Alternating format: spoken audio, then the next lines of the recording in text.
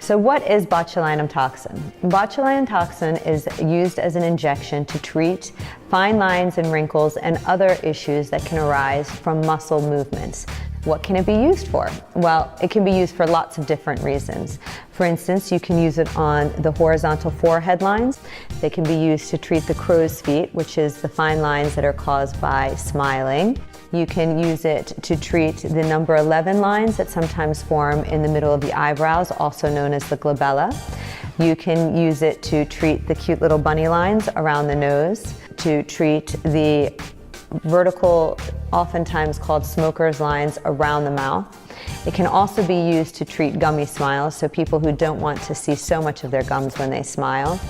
It can be used to treat dimpling in the chin.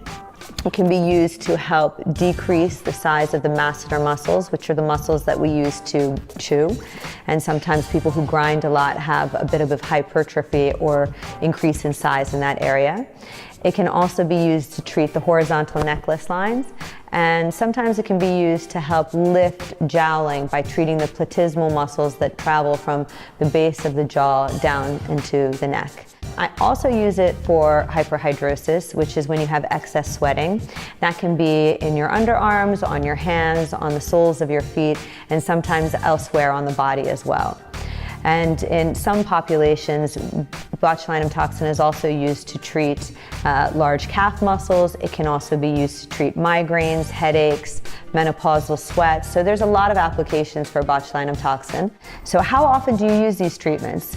I would say, as I stated, it lasts between 3 and 5 months, depending on the area and the dosage that's used. So in some people who want to have a more natural appearing movement of the facial muscles may use less than somebody who wants to be frozen, and that's very dependent on the person who's having the treatment. But I don't think you need to start using them before you actually have the symptom. It's been around a very long time. It has a very high safety profile, a very low risk profile. It is an injection, and although it's a very small needle, there's always the risk of a little bit of bruising.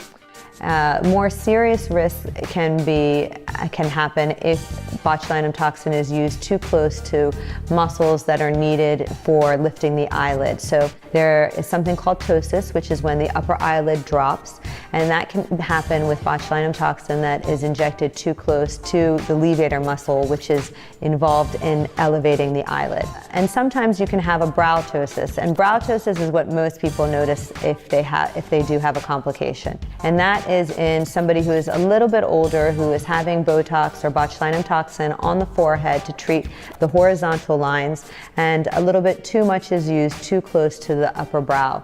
When that happens, that can cause that brow to drop, which then can make the appearance that your eye is heavy, but in fact it's actually your brow that's a little bit lower. Sometimes if you don't have enough botulinum toxin on the forehead, for instance, you can get that spiky arched look that is quite dreaded these days. So sometimes people think that's too much Botox, but in actuality that's not enough botulinum toxin injected. There are some things that botulinum toxin does not help, and people often get fillers and Botox mixed up with one another. As I said, botulinum toxin is used to temporarily paralyze the muscles that cause fine lines and wrinkles, whereas fillers are used to do exactly what they say. They're used to help fill and volumize areas that may have lost volume. If this is your first time having botulinum toxin injections, I would say, again, research is super important.